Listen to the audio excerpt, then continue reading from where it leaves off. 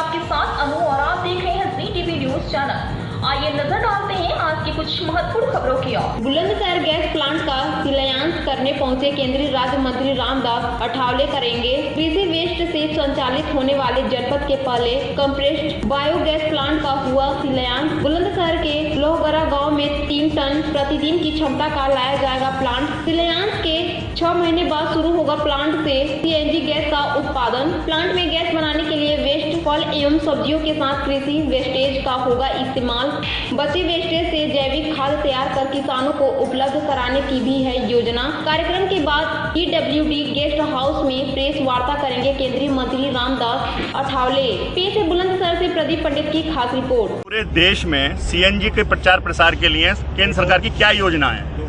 तो मतलब सीएनजी के प्रचार प्रसार के लिए बायोगैस का प्रोडक्शन करने की सरकार की स्कीम है और इसमें 19 करोड़ 20 करोड़ 30 करोड़ के प्रोजेक्ट होते हैं और इसमें कम से कम 60% उसमें सब्सिडी होती है और गांव के लोगों को रोजगार देने की स्कीम है।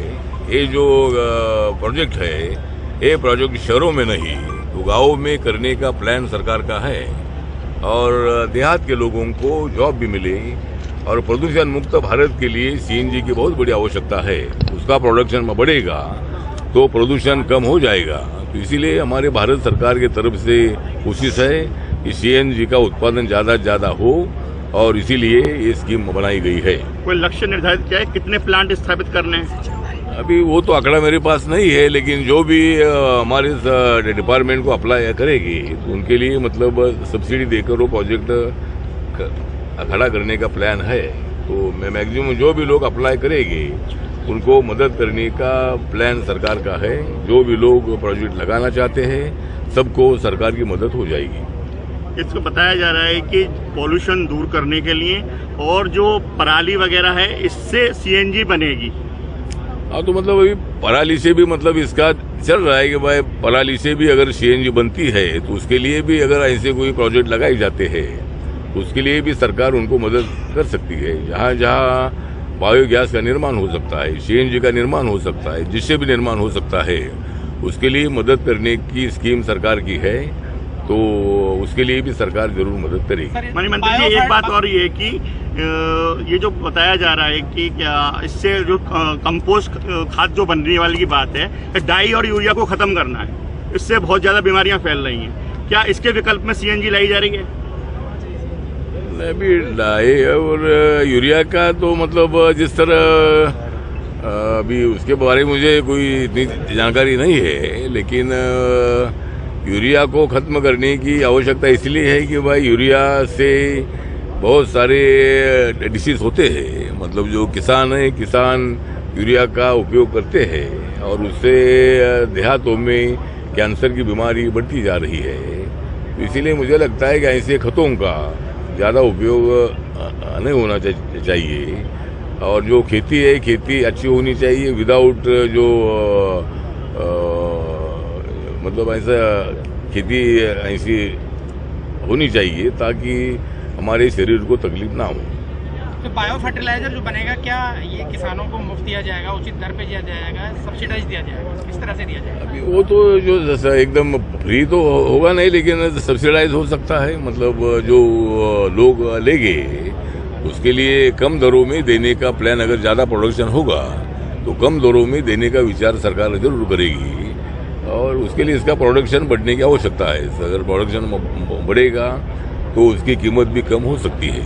मंत्री जी आप एनडीए के पार्ट हैं, 2024 को क्या स्थिति दिख रहे हैं? महागठबंधन की कोई स्थिति या आप कोई और चुनौती? मुझे लगता है कि महागठबंधन जो है ये महागठबंधन ये अभी महागठबंधन है, लेकिन 2024 में खाली गठबंधन दिखाई देगा, क्योंकि माननीय नरेंद्र मोदी जी का सामना करना ये कोई मतलब इतनी आसान बात नहीं है। जरूर मतलब हमारे नीतीश कुमार जी ने वहाँ पटना में मीटिंग बुलाई है, वो बुलाए, एक साथ आना है तो आए, हमसे उससे कोई तकलीफ नहीं है। लेकिन माननीय नरेंद्र मोदी जी ने 9 सालों में जो काम किए हैं तो लोग मतलब उनके साथ है। ऊपर के लोग कितना भी विरोध करे, लेकिन एक बाजू में नरेंद्र मोदी जी और दूसरे बाजू में 100 नेता खड़े हैं।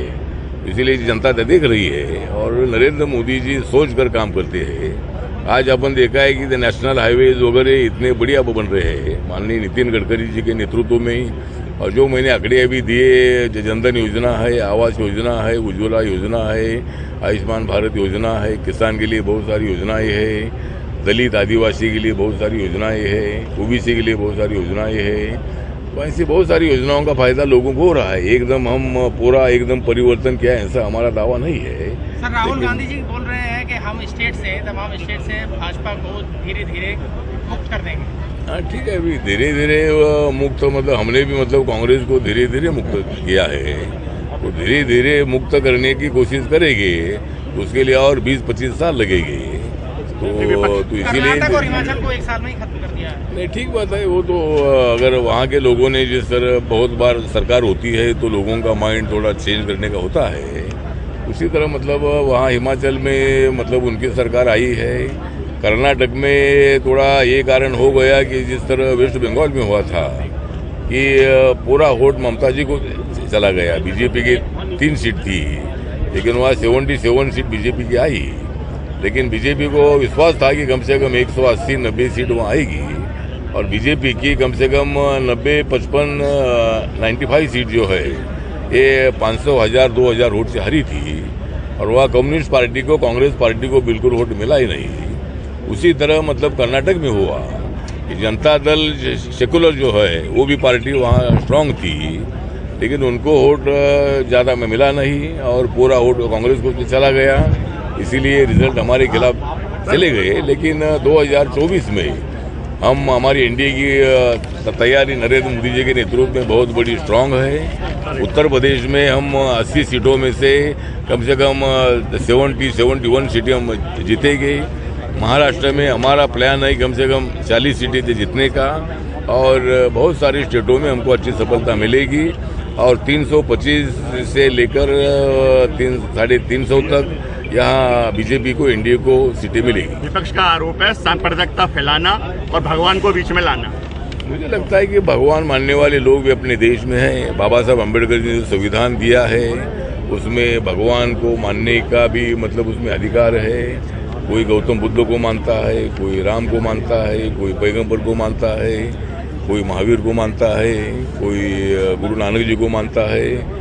तो ये अपना अपना मानना अलग बात है। लेकिन जो विरोधी दल के लोग आरोप कर रहे हैं, वो भी आरोप करने वाले हिंदू है, वो भी मतलब इसी तरह का आरोप कर रहे हैं, उसमें बिल्कुल तथ्य नहीं है।